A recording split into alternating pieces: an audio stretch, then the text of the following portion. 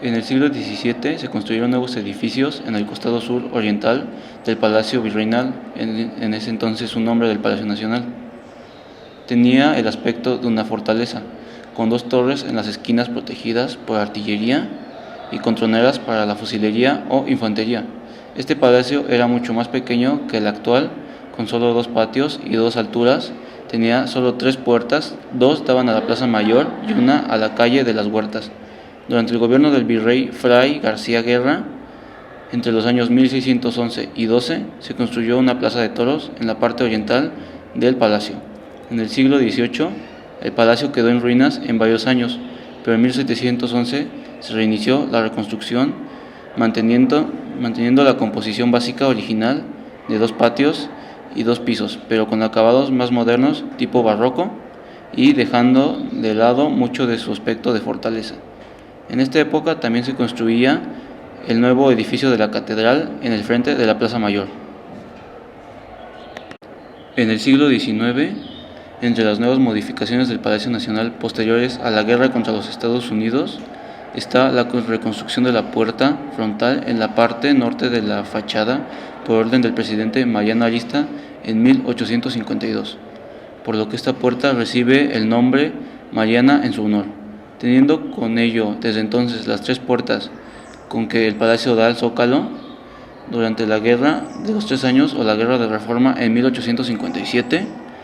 a 1861, el país tuvo dos gobiernos simultáneos. Por un lado, desde el Palacio Nacional se mantendrían los presidentes del gobierno conservador. El 31 de mayo de 1863, durante la intervención francesa, Benito Juárez se vio obligado a dejar la capital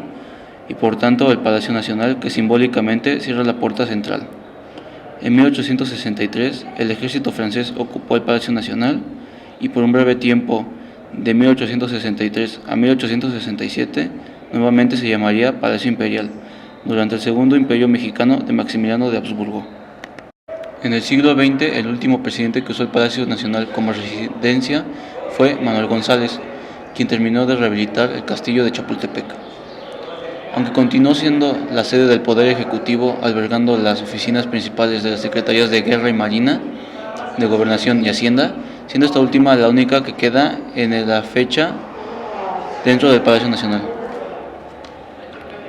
Para las fiestas del centenario de la Independencia, Díaz ordenó en 1901 la rehabilitación casi total del palacio, salvo por el salón de recepciones, pero el estado actual del resto de las áreas protocolarias del Palacio Nacional son de esta época.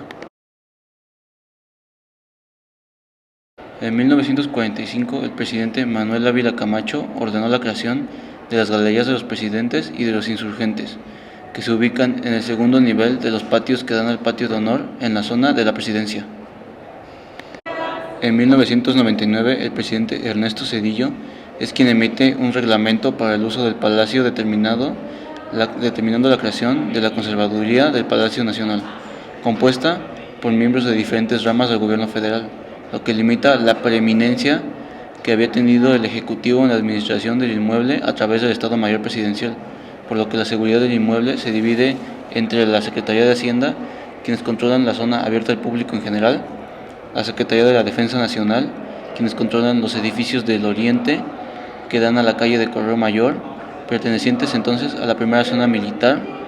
y la Presidencia de la República, quienes a través del Estado Mayor Presidencial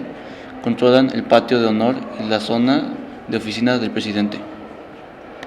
En el siglo XXI, durante la administración del presidente Vicente Fox, se da el primer intento en serio de abandonar el edificio por parte de la presidencia, por lo que entonces el secretario de Hacienda y Crédito Público, Francisco Gil Díaz,